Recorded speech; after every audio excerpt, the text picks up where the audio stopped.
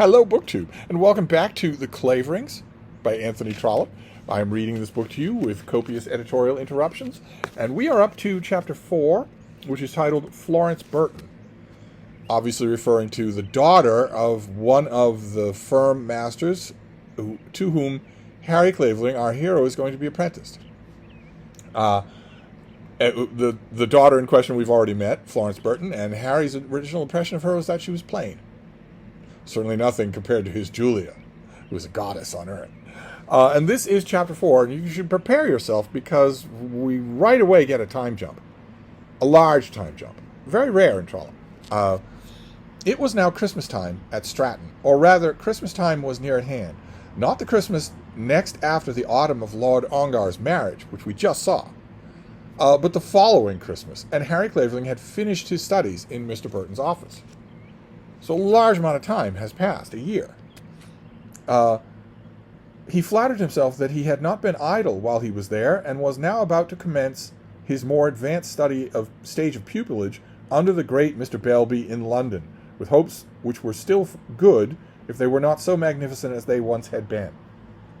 When he first saw Mr. Burton in his office and beheld the dusty pigeonholes with dusty papers, and caught the first glimpse of things as they really were in the workshop of that man of business, he had, to say the truth, been disgusted. Harry's got airs. And Mrs. Burton's early dinner and Florence's plain face and plain ways had disconcerted him.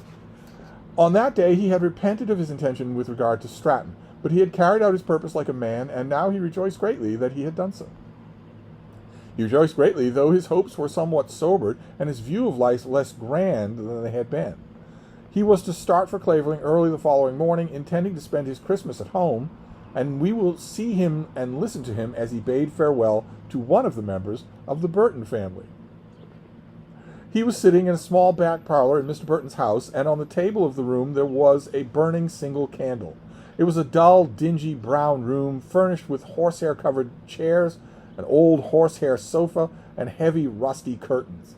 I don't know that there was in the room any attempt at ornament, as certainly there was no evidence of wealth. It was now about 7 o'clock in the evening, and tea was over in Mrs. Burton's establishment. Harry Clavering had had his tea, and had eaten his hot muffin, and at the further side of the fire of the family table, while Florence had poured out the tea, and Mrs. Burton had sat by the fire with one side of a handkerchief over her lap. Mr. Burton had been comfortable in his armchair, and his slippers on the other side. When tea was over, Harry had made his parting speech to Mrs. Burton, and that lady had kissed him and bade God bless him. "I'll see you for a moment before you go in my office, Harry," said Mr. Burton. Then Harry had gone downstairs, and someone else had gone boldly with him, and they two were sitting together in the dingy brown room. Who's that someone else? I'm sure you can guess. After that, I need hardly tell my reader what had become of Harry Clavering's perpetual, life-enduring, heart's misery. It seems Harry got better. He and Florence were sitting on the old horsehair sofa, and Florence's hand was in his. "My darling," he said, "how am I to live for the next 2 years?" "You mean 5 years, Harry." "No, I mean 2. That is 2 unless I can make the time less. I believe you'd better be pleased to think it was 10. "Much better pleased to think it was 10 than to have no hope at all. Of course we shall see each other. It's not as though you're going to New Zealand." "I almost wish I were. One would agree then as to the necessity of this cursed delay." Harry. It is accursed. The prudence of the world in these latter days seems to me to be more abominable than all its other iniquities. But, Harry, we should have no income. Income is a word I hate. Now you are getting on your high horse, and you know always I go out of the way when you begin to prance on that beast. As for me, I don't want to leave Papa's house, where I'm sure of my bread and butter, till I'm sure of it in another. Harry and Florence, who he thought is plain, are not only talking about being married, but he's eager for it. You say that, Florence, on purpose to torment me." "Dear Harry, do you think I want to torment you on your last night? The truth is, I love you so well that I can afford to be patient for you." "I almost hate patience, and always did. Patience is one of the worst vices I know. It's almost as bad as humility." "You'll tell me you're humble next, and if you'll only add that you're contented, you'll describe yourself as one of the lowest of God's creatures." "I don't know about being humble, but I am contented. Are you not contented with me, sir? No, because you are not in a hurry to be married. What a goose you are. Do you know that I'm not sure that if you really love a person and are quite confident of him, as I am of you, that having to look forward to being married is not the best part of it all? I suppose you'll like to get my letters now, but I don't know that you'll care for them much when we've been man and wife for 10 years. In other words, Florence is thinking, not entirely inaccurately, that the anticipation is often very sweet on its own right, if the outcome is sure. But one can't live upon letters. I shall expect you to live upon mine and grow fat on them. There, I heard Papa's step on the stairs. He said you were to go to him. Goodbye, Harry, dearest Harry. What a blessed wind it was that blew you here. It was the farewell sailing wind of another woman, you moron. Anyway, stop a moment about your getting to Clavering. I shall come for you on Easter Eve. Oh no, why should you have such trouble and expense? I tell you I shall come for you, unless indeed you decline to travel with me. It will be so nice. And then I shall be sure to have you with me the first moment I see them. I shall think it very awful when I first meet your father. He's the most good-natured man, I should say, in England. But he'll think me so plain. You did it first, you know, so he's told her that. But he won't be uncivil enough to tell me so, as you did. And Mary is to be married in Easter week? Oh dear, I shall be so shy among them all. You, shy? I never saw you shy in my life. I don't suppose you were ever really put out yet. But I must really put you out, because Papa is waiting for you. Dearest Harry, though I am so patient, I shall count the hours till you come for me, dearest Harry. Then she bore with him as he pressed her close to his bosom and kissed her lips and her forehead and her glossy hair. When he was gone, she sat down alone for a few minutes on the old sofa and hugged herself in her happiness. What a happy wind it was which had blown such a lover as hers to Stratton. Hold on to that thought, Florence. You're in for a lot of misery.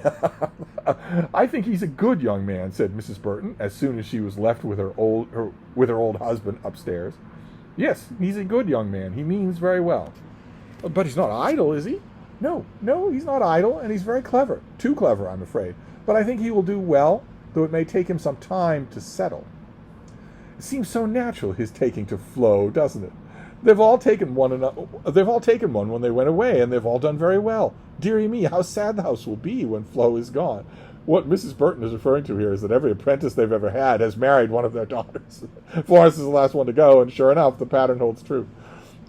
Yes, it'll make a difference that way, but what then? I wouldn't wish to keep one of them at home for that reason. No, indeed. I think I'd feel ashamed of myself to have a daughter not married, or not in the way to be married, before she's 30. I couldn't bear to think that no man should take a fancy to a girl of mine. But Flo's not 20 yet, and Carrie, who was the oldest to go, wasn't 24 when Scarness took her. Thereupon the old lady put her handkerchief to the corner of her eye and wept gently. Flo isn't gone yet, said Mr. Burton. But I hope, it's not to be a long engagement. I don't like long engagements. It ain't good. Not for the girl. It ain't indeed. We were engaged for 7 years. People weren't so much in a hurry then at anything, but I ain't sure it was very good for me. And though we weren't just married, we were living next door and saw each other. What'll come to Flo if she's to be here and he's up in London pleasuring himself? Flo must bear it as other girls do, said the father, and got up from his chair. I think he's a good young man. I think he is, said the mother, but I don't stand out too much for him to begin with. What matters? Sure, if they were to be a little short, you could help him, meaning money.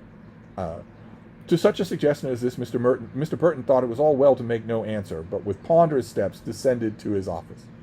Well, Harry, said Mr. Burton, you're off? You're to be off in the morning. Yes, sir. I shall breakfast at home tomorrow. When I was your age, I always used to make an early start. 3 hours before breakfast never does any hurt. But it shouldn't be more than that. The wind gets into the stomach. Harry had no remark to make on this, and waited, therefore, till Mr. Burton went on. And you'll be up in London by the 10th of next month? Yes, sir. I intend to be at Mr. Palby's office on the 11th.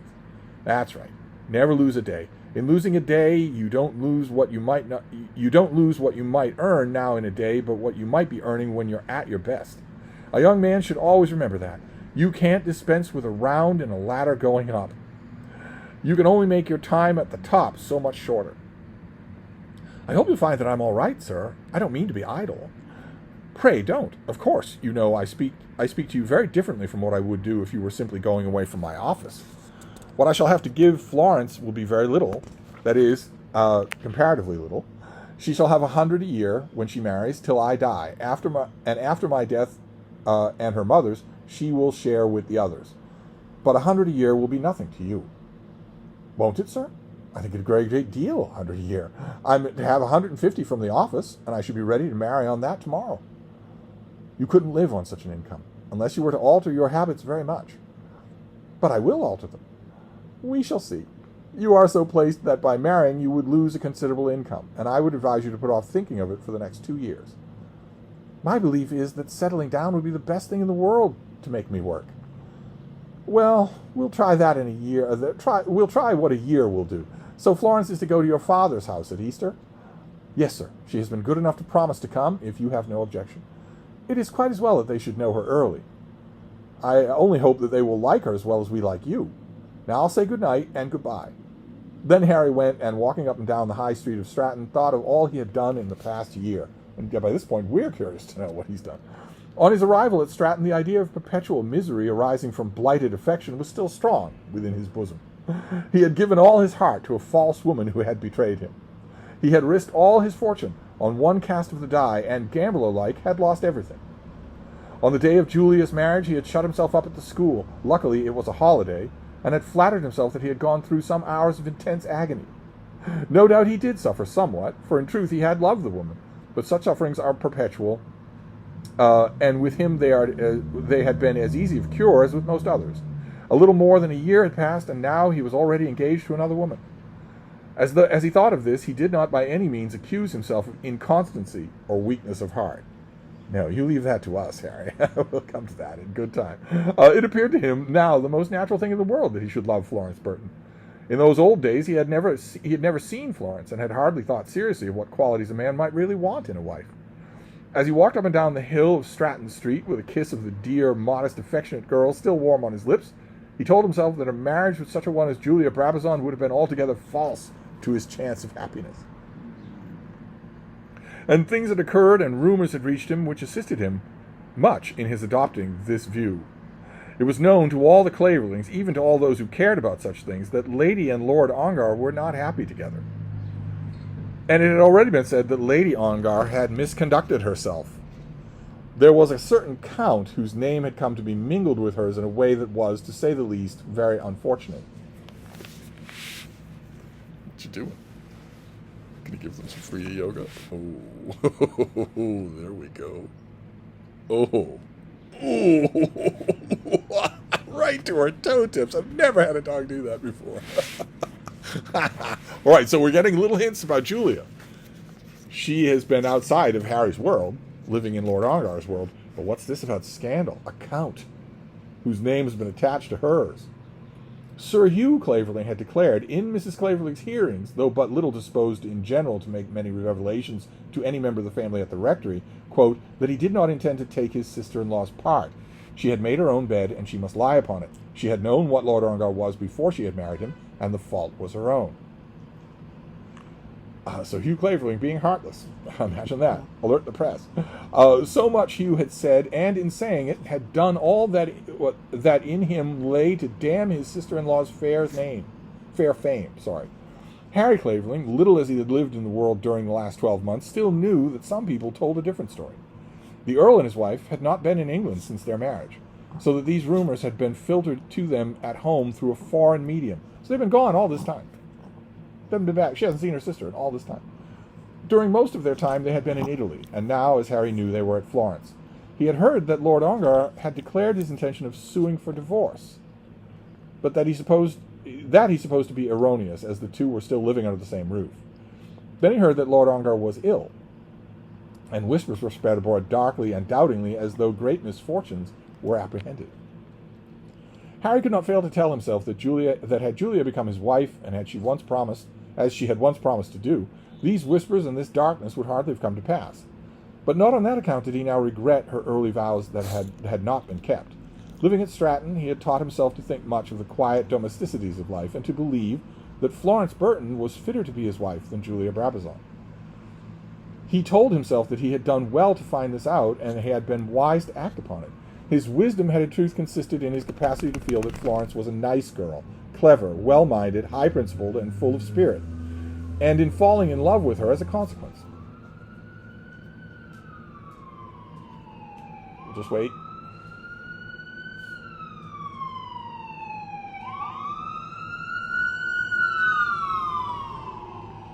Okay. All his regard for the quiet domesticities had come from his love, and had no share in producing it. Florence was bright-eyed. No eyes were ever brighter, either in tears or in laughter, and when he came to look her well, he found that he had been an idiot for thinking her plain. There are things that grow to beauty as you look at them, to exquisite beauty, and you are one of them, he had said to her. And there are men, she had answered, who grow to flattery as you listen to them, impudent flattery, and you are one of them. Yes, sir, it is. That's not flattery. Yes, sir, it is. And you mean it to be flattery. But after all, Harry, it comes only to this, that you want to tell me that you have learned to love me. He repeated all this to himself as he walked up and down Stratton, and declared to himself that she was very lovely. If you have to declare that to yourself, it's probably not true. Not that it matters. It had been given to him to ascertain this, and he was rather proud of himself. But he was a little diffident about his father. He thought perhaps his father might see Florence as he himself had first seen her, and might not have the discernment enough to ascertain his mistake as he had done. But Florence was not going to Clavering at once, and he would be able to give beforehand his own account of her. He had not been home since his engagement had been made a thing settled. But his position with regard to Florence had been declared by letter, and his mother had written to the young lady asking her to come to Clavering. When Harry got home, all the family received him with congratulations. "I am so glad to think that you shall marry early," his mother said to him in a whisper.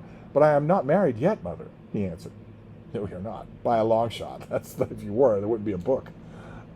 Do show me a lock of her hair," said Fanny, laughing. "It's twice prettier hair than yours, though she doesn't think half so much of herself as you do," said her brother, pinching Fanny's arm. "But you'll show me a lock, won't you?" said Fanny. "I'm so glad she's to be here at my marriage," said Mary, "because then Edward will know her. I'm so glad he will see her. Edward will have other fish to fry, and won't care much about her," said Harry. "It seems you're going to do the regular thing," said his father, "like all good apprentices. Marry your master's daughter, and then become Lord Mayor of London." This was not the view in which it had been pleased Harry to regard his engagement. All the other young men that had gone to Mr. Burton's had married Mr. Burton's daughters, or at least enough had done so to justify the Stratton assertion that all had fallen into the same trap. The Burtons, with their 5 girls, were supposed in Stratton to have managed their affairs very well, and something of these hints had reached Harry's ears. He would have preferred that the thing should not have been made so common, but he was not fool enough to make himself really unhappy on that lead.